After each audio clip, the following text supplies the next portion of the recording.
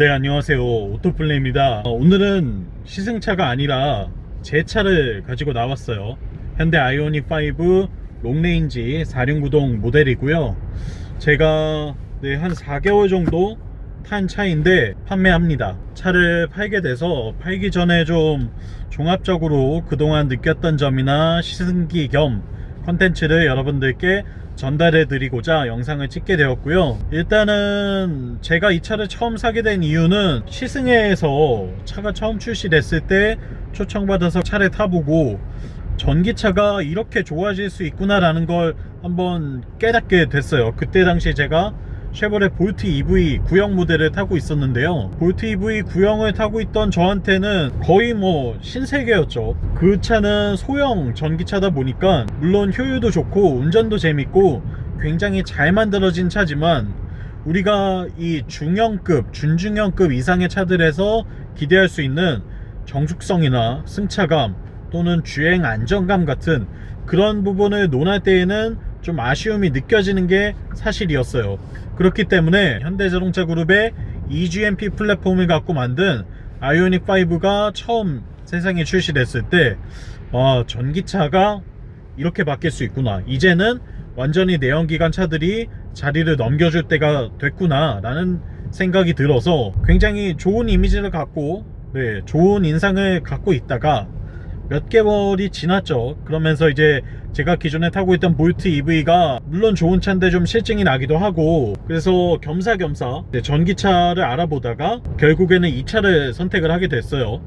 테슬라 모델 3나 기아 EV6나 현대 아이오닉 5 요 세 가지 선택지 가운데 저는 결국에는 아이오닉 5를 선택을 했고요. 저는 일단은 싱글이기 때문에 차를 대부분 혼자 탑니다. 그래서 가족과 함께 탈 차로서 이 차를 고른 건 아니에요. 제가 이걸 고른 이유는 여러가지 인프라에 대한 만족도가 첫 번째가 있었고요. 그리고 만듦새가 굉장히 좋았다는 점, 국산차임에도 전혀 해외 수입차들과 비교했을 때에도 부족함 없는 굉장히 만족스러운 좋은 차라는 인상을 갖게 됐다는 점에서 선택을 하게 됐고, 두 번째는 이 퍼포먼스 부분에서도 만족스러운 점이 꽤 많았어요. 주행을 할 때에도 출력적인 부분도 전혀 아쉬움이 없었고 편의사양도 역시나 그렇고요. 그리고 가장 매력적인 건 무엇보다도 V2의 기능이었죠. 차량 배터리를 가지고 전기를 마음껏 끌어다가 우리가 캠핑을 간다거나 피크닉을 한다거나 바깥에서 아웃도어 활동을 할 때에 전기 제품들을 자유롭게 쓸 수 있다는 점이 정말 그 무엇보다도 큰 매력이었습니다. 그래서 사실 테슬라와 고민을 하다가 가격 차이가, 그때 당시는 테슬라가 얼마 차이 나지 않았거든요. 모델 3 롱레인지가 5,990만원이었기 때문에 그 차를 할까 이걸 할까 정말 많이 고민을 하다가 결국에는 이제 국산차 쪽으로 마음을 돌리게 된 거고, 그리고 그 가운데서도 기아 EV6가 있고 현대 아이오닉 5가 있었어요. EV6가 누가 봐도 사실 좀 더 스포티한 이미지 때문에 젊은 감각을 가지고 있고 더 예뻐 보이는 건 사실이에요. 그리고 EV6도 출시하고 시승차를 받아서 차를 타봤었기 때문에 정말 많이 고민을 했어요. 근데 종합적으로 따져봤을 때 제가 아이오닉을 고른 이유는 일단 가장 큰 건 이 운전 시야 때문이었습니다. EV6 같은 경우에는 루프 라인이 상대적으로 좀 더 스포티하게 날렵하게 깎아 놓다 보니까 이 A필러가 더 누워있고 루프 라인이 좀 더 내려와 있어요. 그래서 이 운전석에 앉아서 바라볼 때에 상단부 시야가 약간 가리는 게 있어요. 이 부분이 EV6는 좀 더 내려와 있다고 표현을 하면 이해가 빠르실 것 같아요. 그렇기 때문에 이 루프 라인이 좀 더 앞에서부터 시작되고 좀 더 낮은 느낌이라서 저는 개인적으로 시트 포지션이나 운전 시야를 상당히 중요시하기 때문에 그 점에서 좀 아쉽다는 생각이 들었어요. 그래서 다른 거 다 차치하고 배터리 용량도 EV6가 더 크고 디자인도 더 예쁘고 오디오 같은 부분들도 EV6가 더 좋은데 안 되겠다, 나는 운전 시야나 시트 포지션이 더 중요하니까 이 차를 선택해야겠다 라고 결정적으로 마음을 먹게 됐고요. 그렇게 해서 작년에 출고를 받았죠. 보조금 혜택이 좀 줄어들기 전에 출고를 했기 때문에 그 점에서도 사실 굉장히 마음에 드는 점이 있었어요. 그렇게 출고를 하고 4개월 정도 탔고요. 주행거리가 이제 3,000km 정도가 넘었습니다. 출퇴근용으로도 좀 써봤고 한 두어 달 정도 매일 타고 다니기도 했고 뭐 이 차를 타고 캠핑을 간 적도 있고요. 다양한 활동을 많이 해봤어요. 그러면서 매력들을 많이 느껴봤는데 일단은 타면 탈수록 만족도가 높았습니다. 물론 그럴 수밖에 없는 차죠. 현대자동차가 만든 모델 가운데 제네시스를 제외하면 이 차가 제일 비싸요. 뭐 팰리세이드, 그랜저 이런 차들보다도 아이오닉이 더 비싼 차이기 때문에 그 점에서 봤을 때에도 비싼 값어치를 해야 되는 것도 있고요. 그뿐만 아니더라도 현대자동차 그룹이 심혈을 기울여서 만들었다는 걸 타보면 느낄 수가 있습니다. 전반적인 주행에 대한 만족도나 이 공간 활용성이나 디자인 그리고 편의 장비 등 여러가지 측면에서 굉장히 매력적인 부분들이 많이 느껴지는 차죠. 그래서 저는 결국에 이 차를 구매하게 된 거고요. 근데 조금 판매 시점이 빠르죠. 한 4개월 정도 탔고 3,000km 밖에 안 탔는데 차를 판매하게 된 이유는 뭐 다른 문제가 있어서는 아니고요. 그냥 제가 차를 탈 일이 점점 줄어들었어요. 그리고 아이오닉 말고도 벤츠 한 대가 더 있기 때문에 그 내연기관 차를 좀 더 타고 싶은데 얘가 있으니까 그 차를 계속 안 타게 되더라고요.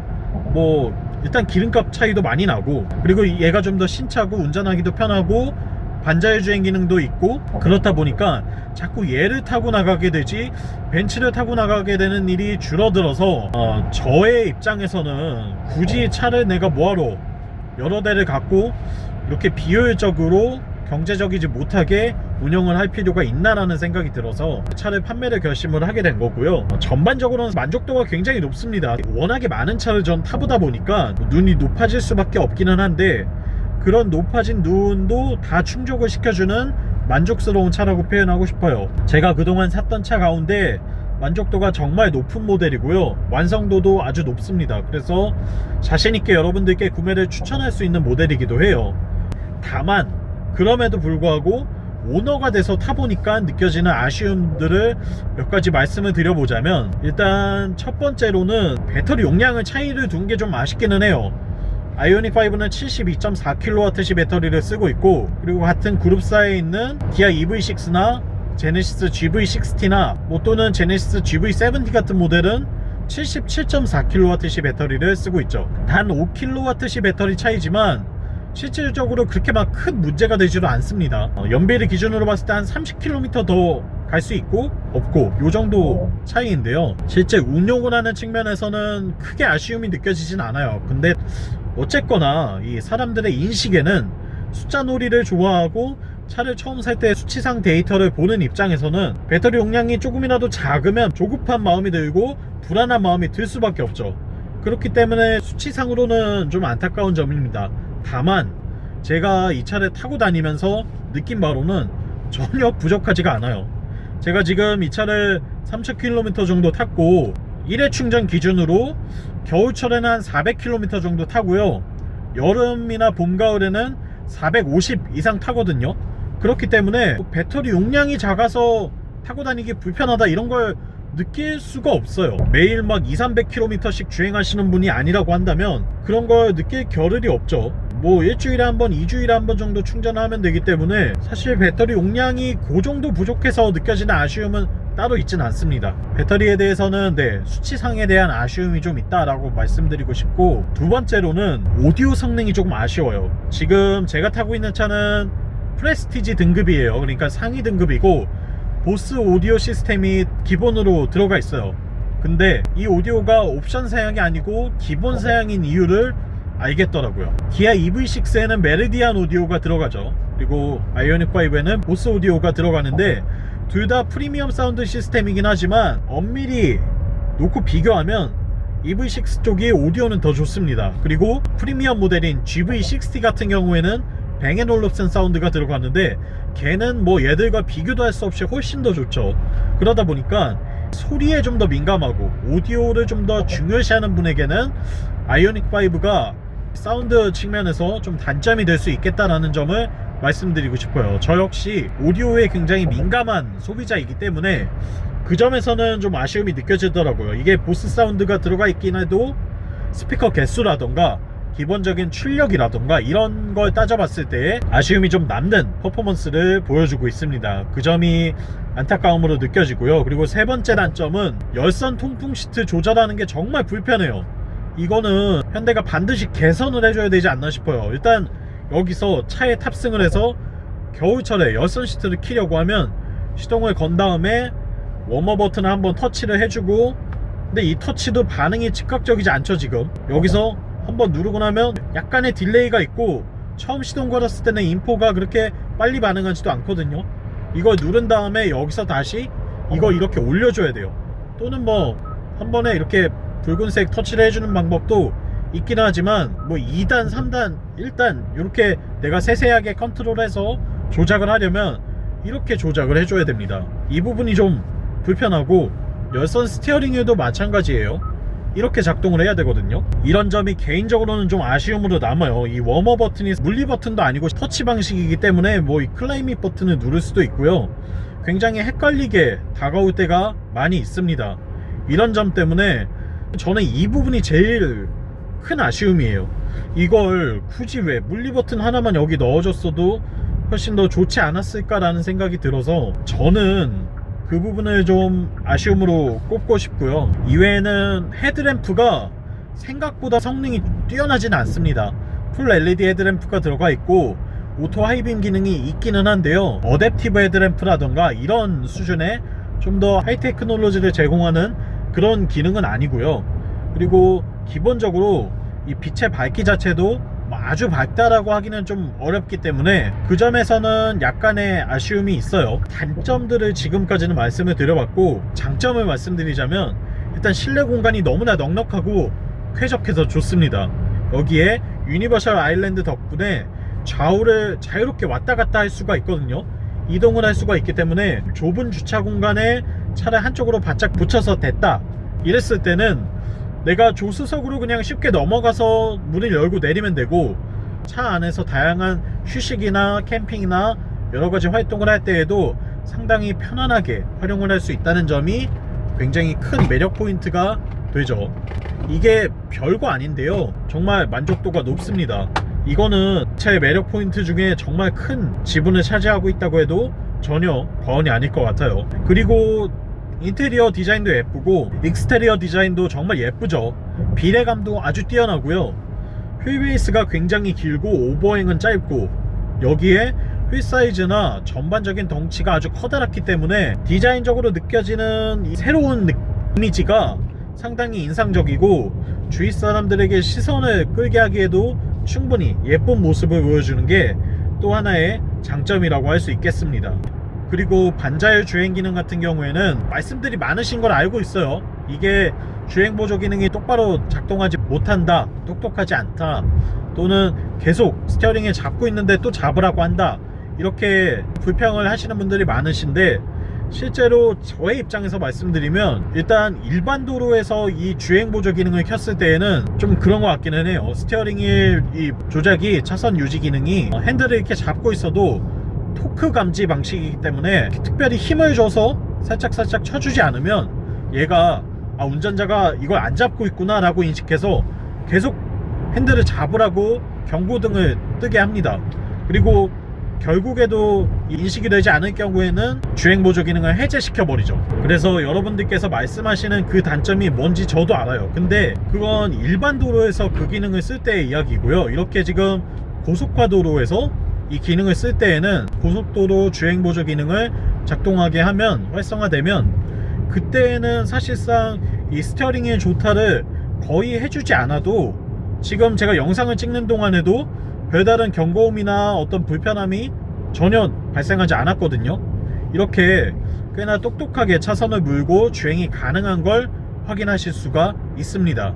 물론 테슬라와 비교를 한다면 오토파일럿에 비하면, 뭐 FSD 같은 기능에 비하면 아직은 상당히 제한적인 모습을 보여주기는 하지만, 그런 점을 좀 빼놓고 다른 차들, 테슬라를 제외한 다른 모델들과 비교를 했을 때에는 상당히 만족스러운 이 주행 보조 기능을 보여주고 있다라고 말씀드리고 싶고요. 저는 굉장히 잘 쓰고 있어요. 그리고 사실 저는 이 기능 자체를 막 아주 적극적으로 활용하진 않습니다. 운전 자체는 제가 하는 게 더 즐겁고 더 안전하다고 생각을 하기 때문에 그 점에 있어서는 저는 직접 운전하는 걸 더 즐기는 편이긴 해요. 차선 변경 기능 같은 경우에도 방향지시 등을 넣게 되면 자동으로 이렇게 차선을 바꿔주기는 하지만 사실 이게 뭐 그렇게 필요가 있는 기능인지 잘 모르겠습니다. 이렇게 할 동안에 그냥 사이드미러 한 번 더 보고 안전하게 방향지시 등 직접 바꿔서 스티어링을 조작하면서 차선을 이동하는 게 훨씬 더 빠르고 안전하기 때문에 이런 기능 자체에 뭐 너무 목매지는 마시라고 말씀드리고 싶어요. 물론 테슬라 같은 차를 염두하고 계시는 분이라면 당연히 그게 중요하겠죠. 그렇긴 하지만 그렇지 않은 분께는 이 주행보조 기능은 정말 말 그대로 보조의 역할만 할 뿐이니까 이게 뭐 좋네 나쁘네에 따라서 차를 구매하고 말고가 정해질 정도의 그런 기능은 아닌 것 같습니다. 참고하시면 좋을 것 같고요. 그리고 승차감 상당히 좋아요. 부드럽고 주행 안정감도 해치지 않고 뛰어난 정숙성도 제공하면서 패밀리카로 쓰기에도 좋고 장거리 주행용으로 타기에도 아주 좋습니다. 다만 탄탄한 승차감으로 운전의 재미를 느끼면서 퍼포먼스를 즐기면서 달릴만한 그런 하체 세팅은 아니기는 해요. 다만 이 모터 출력이 워낙 강하기 때문에 지금 이 듀얼 모터 사양 4륜구동 같은 경우에는 제로백이 한 5.2초 정도가 나오거든요. 그러니까 가속 성능이 정말 폭발적인 거죠. 그 점에서 봤을 때는 분명히 매력이 있는 것 같긴 합니다. 그리고 뭐 통행료를 절감할 수 있는 점도 정말 큰 매력 포인트가 되고 있죠. 실제로도 지금 보시다시피 통행요금이 굉장히 저렴하기 때문에 이런 점도 전기차를 타는 또 하나의 매력이 되고 있어요. 그래서 만족도가 여전히 높기 때문에 3000km 정도를 제 돈 주고 사서 주행을 해보고 나서도 뛰어난 만족도를 제공해 줬기 때문에 판매라는 입장에서는 좀 아쉬움이 남기는 해요. 좀 더 갖고 있을까라는 욕심도 들긴 하는데 일단 기본적으로 제가 차를 지금 너무 타지 않기 때문에 이렇게 안 탈 거면 그냥 한 대는 처분하는 게 낫겠다라는 생각이 들어서 처분을 하는 것일 뿐 뭔가 차가 안 좋거나 문제가 있어서는 아니라는 걸 여러분들께서도 참고하시면 좋을 것 같아요. 그리고 많은 분들이 이야기하시는 단점 또 한 가지가 있죠. 바로 뒷유리에 와이퍼가 없습니다. 보통의 SUV들은 뒷유리에 와이퍼가 있죠. 이 공기의 와류 현상 때문에 SUV나 해치백 같은 모델들은 공기의 흐름이 뒤에서 소용돌이 치면서 비가 오거나 뭐 먼지가 많이 날리는 상황에서 뒷유리가 좀 시야가 많이 가리는 현상이 있기 때문에 보통은 와이퍼를 장착을 해주는데 이상하게도 아이오닉은 와이퍼가 빠져 있어요. 그래서 실제로 비가 오는 날이나 눈이 오는 날 주행을 하게 되면 뒷유리가 더러워지면서 시야를 가리는 현상이 있기는 있습니다. 이거는 부정할 수 없는 것 같아요. 그리고 시야를 고려하고 있다면 설계상의 미스도 맞는 것 같고요. 왜 이렇게 예쁜 디자인을 만들면서 그 점을 놓쳤는지는 잘 모르겠지만 실제로 타보니까 뒷유리를 한 번씩 닦아줘야 될 일이 생기긴 하더라고요. 다만 사이드미러가 일단 있고요. 그리고 룸미러를 통한 시야가 엄청나게 가리는 건 또 아닙니다.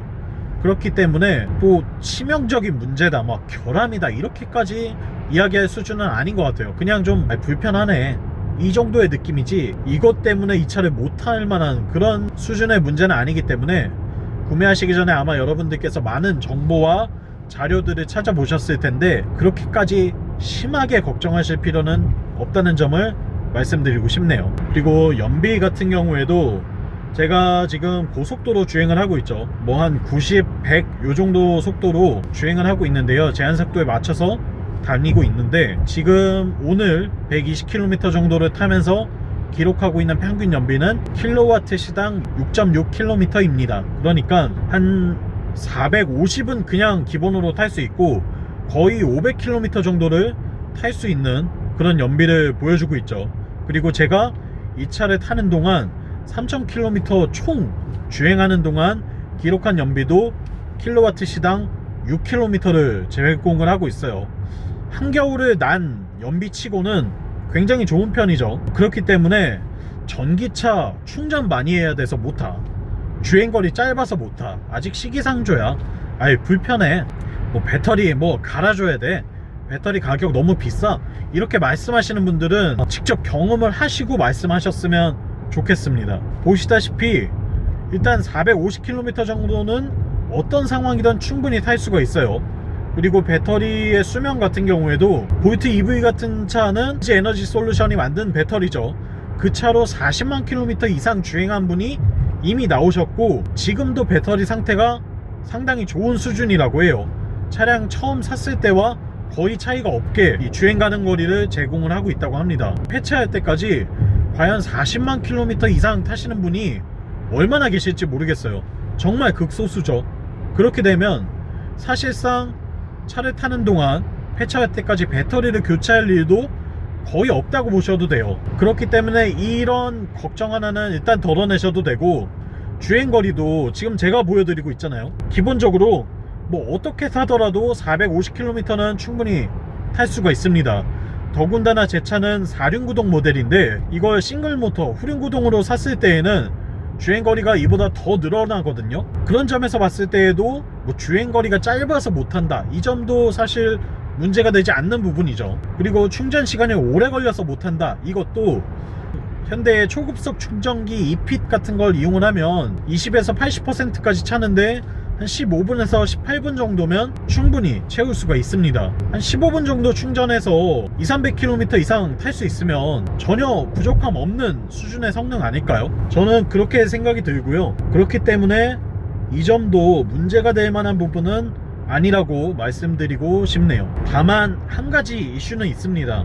여러분이 거주하시는 집이나 또는 회사에 충전기가 없다고 한다면 그건 좀 불편하실 수 있어요. 매번 급속 충전기를 이용하셔야 되기 때문에 기름 넣듯이 차를 타야 되는 상황이고, 기름 넣는 것보다 시간이 더 오래 걸리게 되죠.